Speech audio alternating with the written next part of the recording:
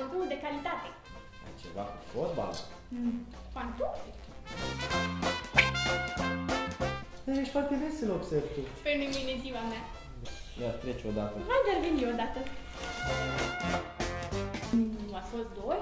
Da. Doi cu totul, ceilalți au aprobat propunerea în unanimitate. Da, bă, le-a fost frică de femei! De asta! Frică! Frică! De ce frică? Video de Frică. înțelepciune. Prudență, mamă. Unii pe față. Unul pe râs. Ovidiu, faci niște cafele, da? Da, da, cum se poate? Da,